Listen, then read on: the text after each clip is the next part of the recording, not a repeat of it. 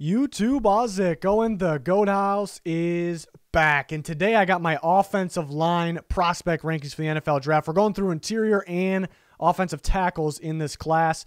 Recently got finished finally my offensive line film, and I made a lot of changes. I think, the media out there, even though I'm probably considered the media, but the media out there is kind of pushing, I think, the wrong guys in the wrong spot for this. And I think that's why we're hearing the league being higher on other guys and everyone acts surprised. There's a reason for that. So very excited for this offensive line class here and break it all down for you guys. We got a bunch of these prospect ranking videos on the channel already. And if you're part of our Patreon, you get them all and early access on one page.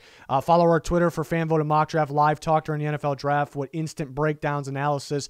Subscribe to the channel for all this content we got coming up. A lot to get to before and during and after the NFL draft. Check out walkthemock.com. Be much appreciated. Use code GOATHOUSE if you do that, if you sign up. Fan voted mock draft on our Twitter at GOATHOUSE NFL. There's a link pinned in the comments for anything you need. Again, if you're part of our Patreon, you get this page. You can even save these pictures, these graphics, all this on one page. We even got, there's ones on that I haven't done videos on yet that are on here. I'm not going to load them all, but they're all here. And not every position yet, but you'll get early access if you're part of this. Sign up through our Patreon, predictions galore or higher. You can see more levels. Get that, and there's a lot more that you get as well. I'll also release a spreadsheet with all my rankings closer to the NFL draft. Interior offensive linemen, so guards and centers, and then we'll move on to tackles separate in this video, though. ALIJAH Vera-Tucker is my #1 interior offensive lineman in this class. I got him at guard. He actually played tackle last season, so some people may have him ranked at tackle. Watching the film, for a guy to get just thrown in there at tackle, he did a hell of a job. I definitely think he fits guard a little better. I think, kind of the speedy athletes, edge rushers off the edge, where they have a speed rush on the inside or a quick move on the inside, I think can beat him at tackle. But again, he could develop at tackle because only 1 year. He kind of dominated until he got to that, and he had really good reps even against Kayvon Thibodeau in that Oregon game. But he was beating him, Thibodeau, and Thibodeau was about to probably beat my #1 prospect in next year's class. Spoiler, but yeah, he was kind of getting the best of him, but yeah, still not that experienced at tackle, so he could get better. I just think he's a bully of a guard. I think he can be a dominant guard. I got a round run grade on him, just outside of the top 10 type grade. So he's going to be just outside the top 10, of course. He's versatile because he can play tackle. Again, I think he'd be a better guard, but he would be a first-round pick as a tackle. A team might draft him as a tackle. I just grade it and like it better as a guard. Very balanced, extremely balanced. The bull rush, a bull rush straight at him isn't going to do much. Talk about when he played Kayvon Thibodeau, who's about to be a top-tier prospect next year's class from Oregon. Thibodeau was kind of beating him on the outside, quick moves on the inside, but when he went straight at him, Tucker was almost lifting him up a little bit. Thibodeau's on the lighter side for an edge rusher, but Tucker was actually lifting him up and pushing him back, wouldn't budge him that way. So that's the impressive part, but that kind of usually fits a guard. Can get downfield and make blocks, run blocks downfield on the next level. Full of those guys in this class. We talked about it. Can struggle a little bit against the faster guys, but it's mainly on the outside. Not too many, flaws for him in terms of a guard. I know guards aren't extremely valued. They're never really elite prospects unless they're Quentin Nelson. But he's a damn good one, not too far off of being an elite prospect as a guard for me. #2, I actually got a position change here. I got Alex Leatherwood, who was strictly a tackle. So maybe it's a little bold to me to do this, but I'm grading him at guard. I love his upside. I'm giving him a round 1 grade. It's kind of borderline, but I'm going to give him a round 1 grade as a guard. Now, there might be more than 32 round 1 players, so there might be players I'd rather have him since he has the risk. Can he play guard? But in terms of tackle, he was a pretty good tackle, pretty damn good tackle. Probably be round 2, though. Mainly a power tackle, a strong tackle. More of the swing, athletic type tackles are taking over today. And is he quick, fast enough? He had an impressive workout, impressive 40-yard dash, which doesn't tell us a whole bunch. In that tackle aspect, more about the quickness, but can he handle the faster guys? That's kind of what I worry about. But the way he blocks and how dominant he is, we talk about it in here, how dominant he is as a run blocker, his physicality, his length, ability to bully people when he gets, a hold of them. He can be a dominant guard. It's kind of a rare type of guard that could be potentially, because he's gonna have his tremendous upside there since he hasn't really played there. I just love him as a guard. I think a team does it. I think I'm on to something here. I think some other people have said it, so I'm not like the only person that's saying it out here. But I do think a team, if I had to bet, it's tough. It's 50-50. I'm thinking a team drafts him for guard. Maybe we'll have to wait and see until training camp, see if they actually do it. But probably will have an idea based on who drafts him. But I think he has fantastic upside at guard. Doesn't have experience there, though. I don't think he has the speed for tackle. So if somebody does draft him around one for tackle, I'm not going to be in love with it. Again, he is a borderline guy. He probably best fits for early round 2. I'm not a fan of putting round 1 through round 2. That's kind of borderline guy. Usually give the guys the benefit of the doubt there. Not that there's doubt, but I think he'd be a high-end guard, obviously. That can play tackle. We know that. Where 3 is going to be Landon Dickerson. Can play center or guard. Honestly, he's the most versatile offensive lineman in the class because he has reps at tackle. And if you absolutely need him at tackle, go for it. But I could, there's really no right or wrong with the center or guard. Somebody's going to start him. One of those positions. He's a nasty bully of a blocker, gets downfield, makes great run blocks downfield to linebacker level, so you love to see that. Everything you see on tape just says easy first round pick would definitely be not only a grade of first round, but would be number 2 on this list easily. If it wasn't for the injury concern, 2017, 2018, and that recent bad injury. People mainly talk about only the 2021, the one that happened a few weeks before the end of the actual end of the playoff there. But there was other injuries. So it's kind of a major concern at this point. And there might be teams that wouldn't even take in round 2 because of that, even though everyone, in terms of talent, there's probably not a team that doesn't, there's probably not a team that has him lower than first round in terms of the talent. But this is one of those guys where the injury concern definitely knocks him down. Taking a look at not the rest, but a good chunk of the rest of interior offensive linemen. Again, I'll have a spreadsheet with even more rankings close to the NFL draft. I'll tweet that out for everyone to have for free. Quinn Miners, I got at 4. Yeah, these guys around this range, I think a lot of people got them in round 2 grade. Quinn Miners I like. It is a little risky. We don't have a big sample size of him on the field. And it was D3, against a weaker competition. And then we're just basically what everyone wants to go off is pro day, is in his workout, which is fantastic. But he is a fun prospect, a likable kid. Very well could end up in the second round. I think with the other talented guys, there is some risk here. So maybe an early third round grade. Trey Smith's a guy, I came down a little bit after watching the tape. In terms of pass protection, he did a good job at it, but he really wants to stay in one spot. He really wants to stay in one spot and not move that much, and that's kind of the reason that they moved him from tackle to guard. He's not going to make it as a tackle. We once thought maybe a team could draft him. No, not going to draft him as a tackle. Pretty nasty run blocker, though. Pretty nasty run blocker. Wyatt Davis is kind of in the same range. Could get off balance, kind of gets his upper body over his lower body in pass protection. Pretty nasty run blocker. Trey Smith, Wyatt Davis, pretty much in the same range. I think Trey Smith is a little better of a run blocker, so I gave him the edge. But at one point, there was talk about first round for these guys. It's just too risky. I wouldn't have that much problem later round 2, which they very well could go. But I got him in round 3. Aaron Banks is getting some second round talk. I got him in round 3 too. Another one of those bully of a blocker. I think good in the man scheme, just straightforward blocking. I think he can be pretty versatile. A guy that you can move around to opposite sides there at the guard position. Creed Humphrey, another guy that a lot of people probably have second round grades on. I think a risky prospect. I think a lot of it was with the scheme, a lot of man blocking. So I think, Aaron Banks, we talk about fits man blocking, but he'll be fine in zone. I think Creed Humphrey specifically needs a man blocking scheme, so he's pretty scheme dependent. A lefty center, which is at a negative, no, but I don't remember any lefty centers. And old school guys that are kind of stubborn might be thinking the same thing. So a great tape though. Great tape, good blocker. Another one of those bully of a blocker there on the inside. Potentially could play guard. I could see him at center though, but I think pretty scheme dependent, which the man blocking teams, the strict man blocking teams, there's less and less of it. Everyone's trying to go outside zone, in 2021.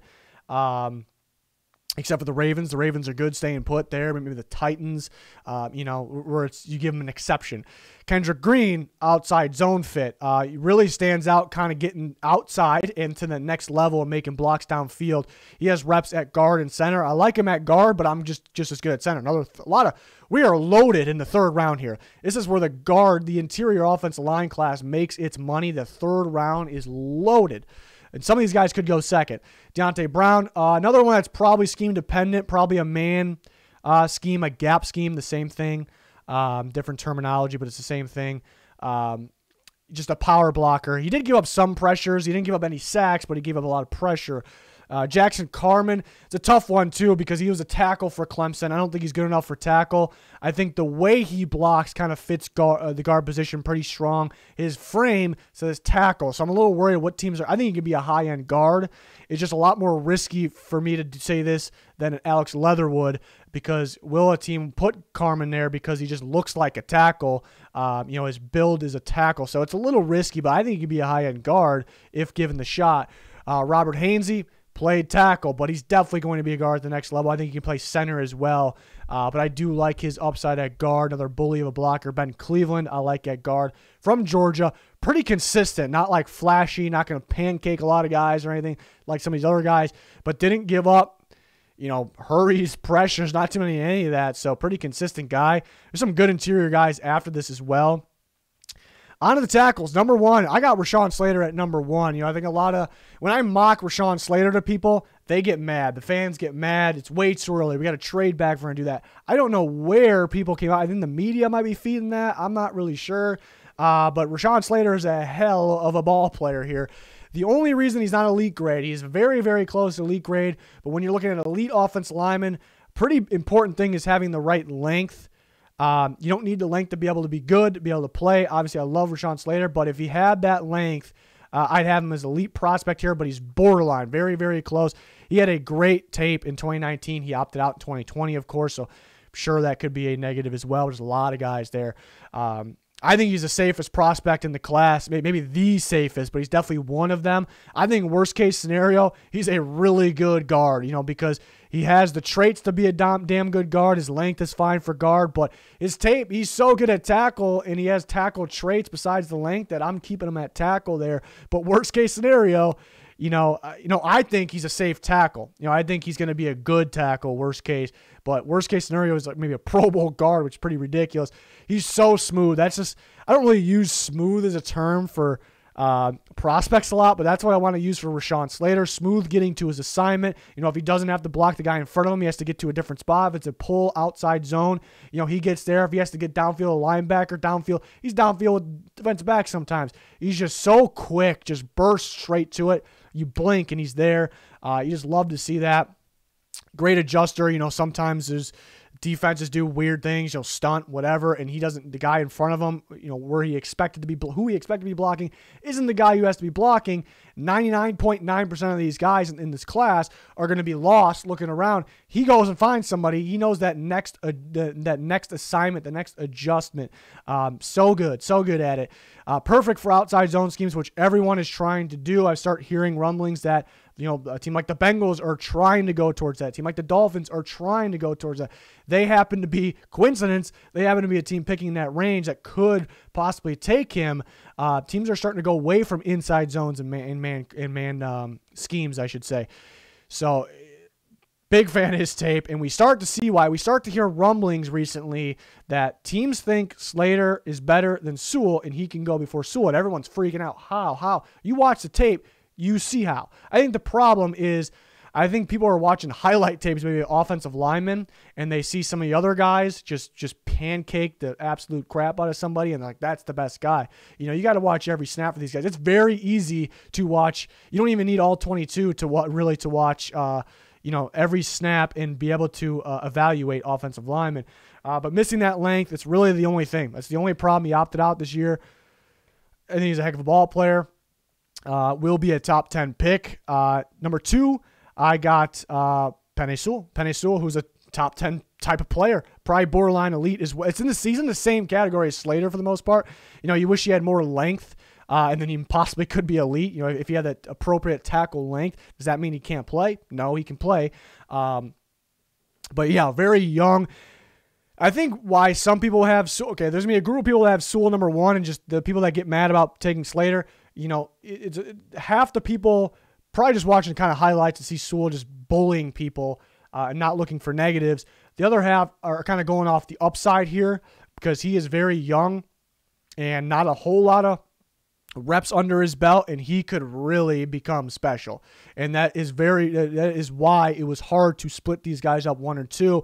The difference was Slater had a better tape, but I also think Slater has very good upside as well. Sewell has more upside. He's younger. He's raw. It's just a ridiculous high ceiling here with Sewell. For a guy 6'4", 331, I don't know if you can find too many guys with that lateral quickness and movement. It's pretty rare. So you want to work with this guy. Powerful hands, will bully people. Explodes out of his stance as well. I guess what splits up him and Slater too, I guess the weaknesses, which they're both top 10 players, but they both have that length. But there's a lot of times where not a lot, but more than you would want, more than you would like for a top 10 player, but he's still top 10 because of his upside. Sewell will lose his balance a little bit. He'll kind of lunge at a guy, but he'll lose his footing and lose his balance a little bit. He doesn't really fall down a whole lot, but yeah, definitely more than I would like, for him to. He definitely loses way more than Slater does. So that kind of is something that maybe splits them up. And I do think Slater is more of that pure outside zone. I think Penny Sewell can kind of fit that. Right now kind of fits a gap scheme a little better in my opinion, but I think he'll be scheme versatile. And number 3, also top 10 after watching the tape on Christian Darrisaw. This guy is a beast. He was a beast in 2020, we should say. Gives me Trent Williams vibes, which could be the best tackle in football. So we're seeing how good the tackle class is at the top. We're talking about the guard class, the interior class, dominant in day 2 range. This class has got some top-tier studs here at the top. Darrisaw, had a fun tape in 2020. Great quickness, great footwork. The cutback blocks where he has to kind of pull and seal guys off on angles, they are ridiculous. Some of the best I've ever seen. You blink and he's already done it. A guy that size, 6'4", 322. I don't know how he does it. If you want to turn on the tape, it's pretty easy even on YouTube to find every snap of a game. You'll see what I'm talking about probably right away. He pulls the opposite side, called a cut back or angle block, and he shields off the defenders. I've never seen anybody do it that quick. Balance and control is ridiculous. I mean, you can't budge this guy. You can't budge him. Crazy strong hands. Kind of plays into that a little bit. When a defender comes straight at him and he gets locked in, it's probably holding somewhere in there for every single tackle. You can't see it, so they won't call it. They're only going to call if you're grabbing out here. When he latches you, he's not budging anywhere. He'll get you to a standstill. He'll get you dead stop, and you aren't going anywhere. There's some things I just haven't seen that Darrisaw has. I think he's equally effective as a run and pass blocker. There wasn't the problem, I guess, with Virginia Tech was they were quick reps. They're really quick, fast plays, quick run, quick pass, quarterback runs, whatever. So maybe not the lengthy blocks, but I think equally effective. Everything I just explained where I'm getting hyped on, it just makes it sound like an elite prospect. It was elite in 2020. This year, it was ridiculous. But before that, he wasn't anywhere near that. He was good. He was definitely good. Probably a second or third round level of play. So could he be a one-year wonder? I don't think you kind of develop those things and just lose them. So I'm going to say no. But all those things I'm getting hyped on was kind of just a one-year span. Some of these other guys we've seen in high school. We've seen it the second they step in the field. So that, I guess, will be what split. Honestly, Darrisaw has a better tape, 2020 tape, than, Penny Sewell didn't play in 2020. 2019 Penny Sewell tape versus 2020 Christian Darrisaw tape. I actually like Darrisaw's tape a little better, to be honest. Penny Sewell has extreme upside, and we knew how dominant he was going to be straight out of high school, where Darrisaw has that 1 year playing at that high level. But this is a very talented guy. I definitely have more than 10 top 10 grades. It's based. You try to compare it to every year, so you can have more than top 10. But some of these guys are so good, and even number 4 is a dominant player, and Devin Jenkins, easy first-round grade. He's been moving up my board too. Another bully of a blocker out there, pretty similar to Darrisaw in some ways, but I think could be more of the man blocker, gap blocker type guy. But balance, run block, pass protection, easy first-rounder. He's moving up boards, could go in the middle, maybe the early part of the first round because those 3 tackles could be gone. Jalen Mayfield, I was thinking about, would I like this guy a guard? He feels like a guard to me. I watched the tape a little more, and I actually went back because, you see kind of the analytics, you see some of the numbers, and you see he had a pretty good year this year. Very limited amount of games. You look at last year, he gave a lot of pressure last year. You see those numbers, and you want to go back and watch. And I saw improvement last year, in 2019, I should say. I see an improvement, and watching against Alabama, from a while back as well. I love the footwork at the right tackle position. Really good game. So you saw improvement. You want to see if the improvement this year was kind of a fluke. It was just because it was a small sample size. They didn't play anybody too great, or did he actually improve? I think he actually improved. I like him at right tackle. Some talk about him playing guard. I can see it, but I wasn't afraid to move Leatherwood to guard. I want to keep Jalen Mayfield at right tackle. I gave him a first-round grade. Tremendous upside, very impressive. I think he'd start right away at right tackle. There's some teams where there's talk about them taking a right tackle, moving to left tackle. I think Jenkins could be that guy.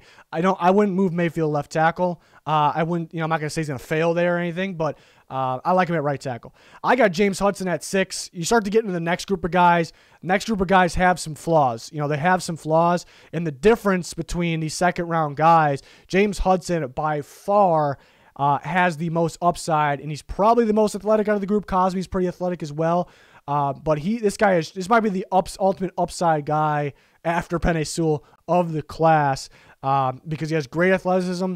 This is a guy you can make a highlight tape out of. He bullies people, pancakes people, puts them in the dirt, drives them downfield, good run blocking, pass protection, seals guys off on the outside, dominant on the outside. Here's the big problem. The big problem with him, the big problem with James Hudson is inside. He kind of got it programmed in his head that first step on pass protection is a slide out.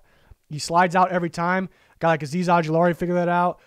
Which Azeez Ojulari did not beat James Hudson on the outside. Hudson locked him down on the outside, and Azeez Ojulari, first-round pick, edge rusher, his main trait was his speed and bend rush on the outside. Didn't do anything to James Hudson on that. Dominant outside. Inside, he will get torched on the inside. It's pretty bad, but it's because of that step he takes on that snap. An NFL coaching staff will fix that. It should be, if it's not fixed, bad coaching staff. I think that's just... It's programmed in his head right now, but I think it's easily fixable. Young athletic tackle. I think he's got tremendous upside. I'm going him after the first-round guys, and not too many people have that, but it's for those reasons. Liam Eichenberg has crazy, flashy moments, and then has moments where he kind of lunges, kind of gets off balance. Could have problem with the speedier guys as well, but he has some really good moments. Run blocking tackle, needs work in pass protection. Samuel Cosmi involved in a lot of double teams where he got help. Another guy that lunges, kind of loses balance. And there were some times where he got beat and, pretty badly. And there's some times where he's got some good moments, but, there wasn't a lot of reps where Ellinger's holding on to the ball forever too. So there's short reps on top of that. Some getting some first round talk. Dylan Reduns, another guy I've heard could move to guard or could move to right tackle possibility. He's a guy I think took advantage of when playing weaker competition. When he played the better competition, which still isn't really the great competition, he was solid, but didn't look as good at those times. So could have an adjustment with better competition. It's not really a negative playing bad competition, though. Brennan James, nobody's talking about him. I thought he was a hell of a ball player at left tackle for Nebraska. Very consistent. Didn't let much by him. Blocking guys downfield can get that next level. No talk about him. I got him in the third round. Walker Little, if it wasn't for injuries, and he hasn't played. We've seen him play 2 snaps in the last 2 years total, and that was from last year. But if it wasn't for all that, he'd probably be a first-round talent. He's a very talented guy. Knocked him down in the third round. If it's me, though, do I take the guy that, just might get hurt? We don't know where he's at since we haven't played him. I've seen him play in a long time. So it's a risky one, but he's very talented. Very talented. Better than a lot of these guys in front of him, talent-wise. Brady Christensen, I moved, he had his workout pro day. I was trying to move him up because he was very athletic, more athletic than expected. Watch the tape, kind of move him back down a little bit. Pretty good tape, pretty consistent, but, he would get beat here and there. It's one of those guys where, when you talk about BYU, you talk about Zach Wilson, people can not give him a knock because he played bad competition. I think that's bad. I think it's fake news there. He did play bad competition. I think the plays he makes, we talked about it's a different video, but we talked about it. It has nothing to do with the competition he plays. But when you watch Christensen, I think I think he's going to struggle with some better competition, you know, whether it's speed or guys that are stronger than him. I think he's going to have, you know, he could adjust. He could adjust. So, but he has such good moments too, and he's another next level blocker. A lot of those guys in the class. So it's a tough one. It's a tough one. I do think he will have some struggles with the better edge rushers, the NFL edge rushers. Sleeper alert. I like Jalen Moore's tape a lot from Western Michigan. Yeah, very consistent. Didn't let much by him. Good run blocker, bully of a blocker as well. You know, it's just, you know, what's he going to be when he plays better competition? So I guess another question there, but because he played in the MAC. But I liked his tape a lot. No one's really talking about quite a few guys. You know, nobody has James Hudson that high. Brennan James, Jalen Moore. Nobody's talking about those guys. Studs. There's some studs after this point too. We're only up to 4th round grade, but again, I'll release a spreadsheet through Twitter. I'll release it all. Rankings, all my rankings. I release it every year with the grades. You guys can keep that handy. It'll be free for everyone that follows our Twitter. So follow our Twitter. Link pinned in the comments along with everything else there that you need. Let me know your rankings in the comments for all these videos. That'd be pretty cool. But that is going to do it for this one. We still got a lot of other positions to get to. And we got the NFL draft right around the corner. Other content to get to before, during, and after as well. So join us for that. Really excited. But that is going to do it for this one. Thank you for watching. Goodbye.